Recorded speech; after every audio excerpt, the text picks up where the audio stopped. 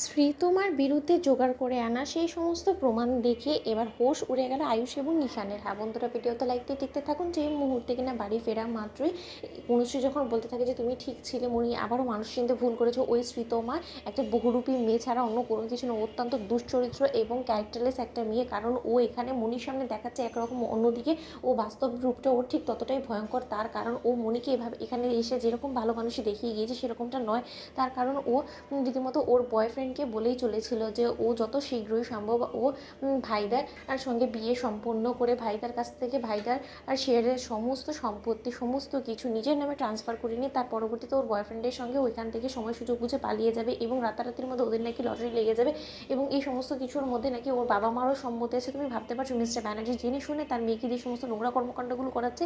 আমার প্রথম দিনই খটকা লেগেছিল। ঠিক সেই সময় ঈশান যখন বলতে থাকে যে দেখেছিস তো ভাইদা, তখন তোরা সকলে মিলে আমাকে রীতিমতো বকাঝকা করলি, তোরা আমাকে থামিয়ে দিলি। কিন্তু আমি বলেছিলাম না যে মা লোক চিনতে প্রায় সময় ভুল করে, এবং এবারও সেটাই হলো। ঠিক সেই সময় কথা বলা মাত্র রাজশেখর গাঙ্গুলি যখন বলতে থাকে যে এই সমস্ত তথ্য প্রমাণ তোমরা কোথা থেকে পেলে অনুশ্রী কুসুম। ঠিক সেই সময় অনুশ্রী যখন বলতে থাকে যে আসলে বাবা আমরা কি আর বলবো, ওর পেছন পেছন করতে করতে এক পর্যায়ে আমরা যখন কিনা ওর বয়ফ্রেন্ডের সঙ্গে ওকে দেখে ফেলি, ঠিক তার পর মুহূর্তে আমরা ওর বাড়ি থেকে আবার ওর পেছন করা শুরু করি এবং সেখানে সন্ধ্যের দিকে ও রীতিমতো আমাদের জালে ফেসে যায় এবং সেখান থেকে ও রীতিমতো ক্লাবে গিয়ে ওর বয়ফ্রেন্ডের সঙ্গে চুটিয়ে ডান্স করছিল এবং ওর পোশাক আশাক দেখে নিশ্চয়ই তোমরা বুঝতে পারছো যে আর যাই হোক না কেন ও কোনো রকম কোনো ভদ্র ঘরের মেয়ে হতে পারে না এবং আমাদের বাড়ির সঙ্গে তো একদমই ওর মধ্যে কোনো রকম কোনো মিল নেই। ও সম্পূর্ণরূপে বেমানান আমাদের বাড়ির জন্য এবং মনীর সামনেও যেরকমটা দেখাচ্ছে সেরকমটা কোনো মতেই নয়। ঠিক সেই সময় এই সমস্ত কথাবার্তা বলা মাত্র রাজশেখর গাঙ্গুলি যখন বলতে থাকে যে ভাগ্যিস ঈশ্বরের আশীর্বাদে এই যাত্রায় অন্তত মেঘার মতন শেষ সময় এসে আমাদেরকে জানতে হলো না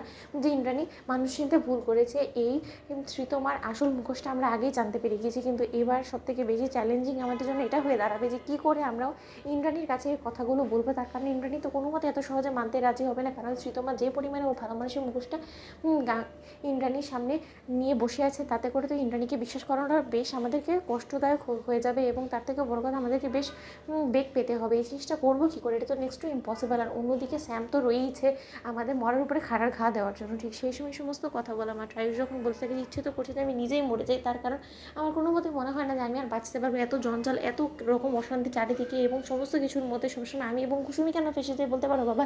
সেই আমাদের বিয়ে হয়েছে পর থেকে এখনও পর্যন্ত একটা দিনের জন্য আমরা শান্তিতে একসঙ্গে কটা ভালো সময় অবধি কাটাতে পারিনি। তুমিও বলো তো আমরা কি এমন অপরাধ করেছিলাম, আমাদের বিয়েটাই কি আমাদের সব থেকে বড় অপরাধ ছিল। ঠিক সেই সময় রাজশেখর গাঙ্গুলি বলতে থাকে যে এটাই তো একটা অ্যাডভান্টেজ, যদি তোমার সঙ্গে ইনকেস জোর জবরদস্তি করে ইন্দ্রাণী তোমার বিয়েটা দিয়েও দেয় তাতে করো সেটা বৈধ হবে না। তার কারণ কুসুম তোমার প্রথম স্ত্রী। তো বন্ধুরা লাইক এবং শেয়ার করে সাবস্ক্রাইব করো।